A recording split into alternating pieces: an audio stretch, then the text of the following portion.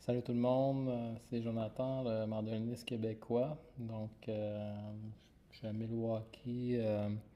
Je suis arrivé ce matin, en fait, je suis arrivé hier, mais ce matin, j'ai commencé ma première journée de répétition avec Carlo Aonzo, puis tous les gens de l'orchestre. C'était vraiment super cool, en fait. J'ai bien aimé l'espace où est-ce qu'on est, c'est comme dans une université, fait que l'université, il n'y a pas d'étudiants, fait que tout est interconnecté. Là, les buildings, on a comme. C'est une école de musique ici, fait on est super bien. J'ai fait quelques photos, là, comme je n'ai pas parlé avec Carlo encore de l'affaire de filmer, puis tout. Là, j'ai sneaké quelques photos pour vous montrer un peu de quoi ça a l'air, mais c'est pas de la photogénie, là. Photo géniale, mettons. Mais je vais être capable de vous montrer un peu. On est environ une trentaine. Fait que là, c'est cool, il y a des Italiens, en fait, ils sont trois. Comment ils s'appellent? Gigi, Alessia, puis il y en a un autre. En tout cas, je me suis mis de chum avec eux autres pour commencer. Après, j'ai serré des mains. Là, ça, c'était vraiment l'éléphant dans la pièce que j'ai trouvé. C'est qu'il y a un clash, là. C'est que là, il y a beaucoup de monde de genre 65 ans et plus, là, majoritairement. Puis ça m'a fait réfléchir, tu sais, je jouais, puis moi aussi j'ai vécu ça quand à Montréal au début quand je commençais à faire de l'orchestre de mandoline avec la mandolinata, il y avait beaucoup de personnes âgées. Puis c'est des gens qui ont embarqué dans la mandoline, eux, dans les années 70. Dans les années 70, là, ils ont redécouvert la musique de Vivaldi. Vivaldi, c'est un compositeur il est mort, inconnu, puis vers les années 60, ils ont redécouvert du Vivaldi. Puis là, il y a comme eu un gros boom de la musique de Vivaldi dans les années 60. Puis là, ça a revalorisé, dans le fond, lui, mais Vivaldi avait composé à l'époque baroque en Italie pour l'instrument qui s'appelait la mandoline, qui était un peu différent de l'instrument qu'on connaît aujourd'hui, mais il a fait des concertos, il y a tout un répertoire, fait que ça a comme remis la mandoline à la mode. Il y a même, j'avais vu qu'il était venu, un mandoliniste italien, son nom m'échappe, là, mais il était venu dans les années 70 jouer à Montréal, puis grand virtuose. Bref, tout ça pour dire qu'il y a plein de monde qui se sont mis à jouer de la mandoline dans les années 70, puis qui en jouent encore, puis qui se sont intéressés à la mandoline classique, sont un organisme qui s'appelle Classical Mandolin Society of America. Ça, c'est un organisme de plusieurs orchestres dans différentes villes.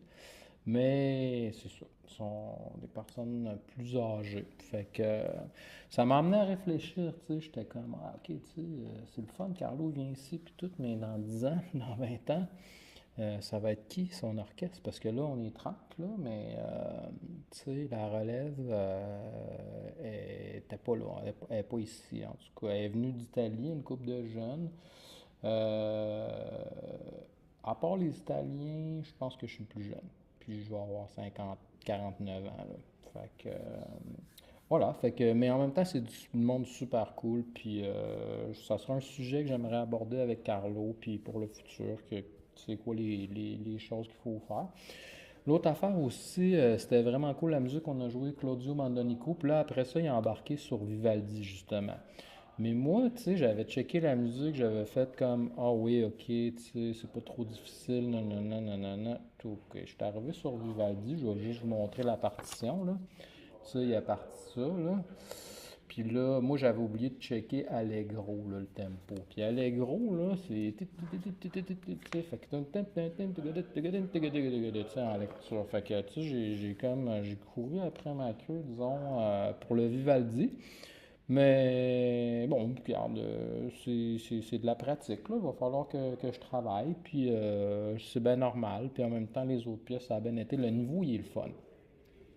Parce qu'il est pas trop difficile, tu sais, je me sens pas mal. Puis en même temps, je suis capable d'être en lecture. J'ai pas eu besoin de pratiquer ça 2 mois avant de venir, tu sais. Fait que c'est comme. Puis le niveau, il est bon aussi, là. C'est un bel orchestre, là. Il y a une section de mandola, il y a des mandoloncelles, il y a des guitares. On est beaucoup de mandolinistes, là. Ça va bien sonner, là. Ça va être cool. On va faire un concert dimanche. Fait que ça c'est vraiment cool. Puis là, ben moi, ça m'a permis de rencontrer Carlo, tu sais, parce qu'on se connaissait pas. Lui, il connaissait du monde à Montréal. Il était venu en 2008, mais moi, en 2008, j'étais pas là. Je pense que j'étais à Québec. En tout cas, j'étais pas dans la mandoline classique. Fait qu'on connaît du monde interposé. Puis là, par Internet, mais il savait pas trop qu'est-ce que je faisais, tu sais. Puis là, un moment donné, je parle, tu sais, je dis, tu sais, moi j'ai checké ça, ton blog, Carlo, sur le journal Il Mandolino. Il a fait un blog sur YouTube. Puis là, il parle de son journal italien, puis de l'histoire de la mandoline en Italie, puis ça m'avait bien inspiré, tu sais. Fait que là, je dis, tu sais, moi, Carlo, j'ai fait des recherches, j'ai trouvé un journal québécois qui faisait affaire avec le.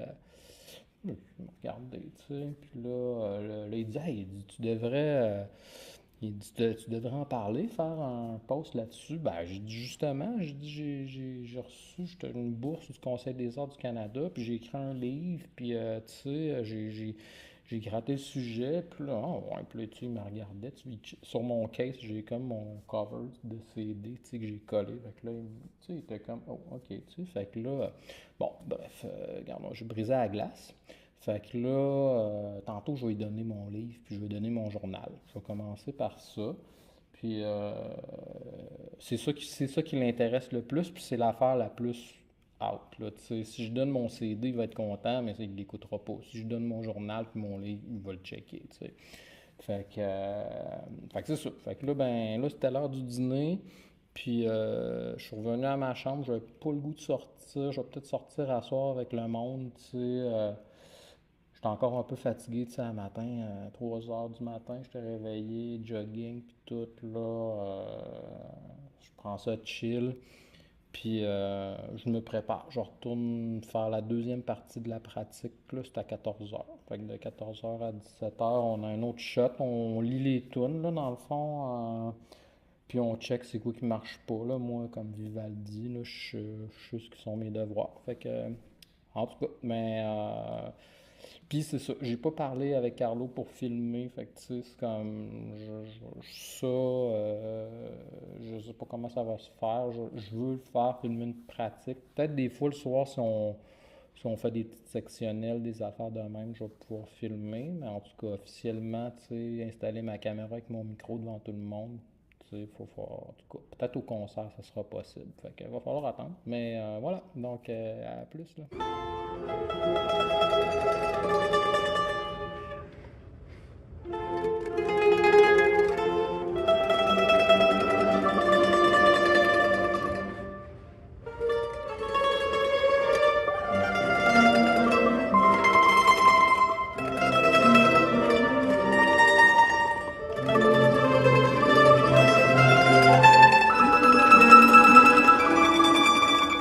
Salut tout le monde. De retour au bercail. J'ai fait ma journée aujourd'hui de répétition, mon après-midi de répétition. C'était vraiment le fun. C'était le fun parce que là, ils ont changé. En fait, cet avant-midi, c'était Carlo Alonso qui dirigeait, puis là, c'était Ronnie Izquierdo, qui est comme le guitariste, le professeur ici à l'Université de Milwaukee et le directeur de l'ensemble de Milwaukee. Donc là, c'est lui qui a dirigé. Il y avait des beaux morceaux italiens, là, comme vraiment super. J'ai fait des petits enregistrements, je les ai pas réécoutés. J'ai enregistré le son. Fait qu'en espérant que je puisse au moins vous faire écouter un peu le son, j'ai pris quelques photos encore. Puis c'est ça. Puis sinon, il y avait un morceau, un truc de Jean-Sébastien Bach, là, c'était vraiment difficile.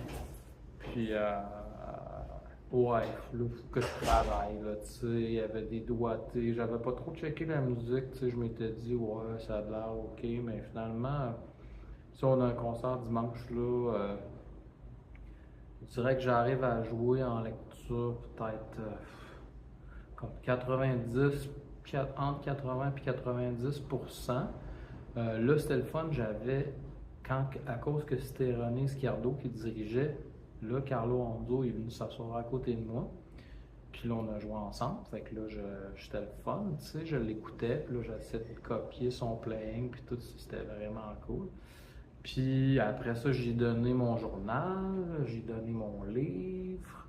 Fait que là, j'ai parlé un peu de mon affaire. Puis là, en tout cas, tu sais, je veux pas trop, je veux pas trop pousser, là, tu sais, en même temps, je vais me donner le temps de checker ça. Puis on verra.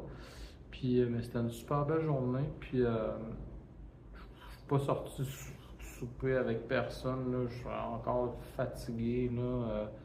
Donc, là, tu vois, là, j'ai fini de manger, puis je m'en vais pratiquer, puis je me couche. Puis demain, on recommence. J'ai le goût d'être all-in dans les morceaux, là, tu sais. Le monde sont bons, là. Ça joue de la mandoline, là. C'est vraiment cool, vous allez entendre ça. Fait que, ben, je te souhaite une bonne soirée, puis demain, on est vendredi, un spectacle de René puis de Carlo. Ils vont faire un spectacle dans une église demain soir. Fait que ça se pourrait que je sois capable de prendre des petites shots, là. Ça serait cool aussi. Fait que, à suivre. Donc, bye, là.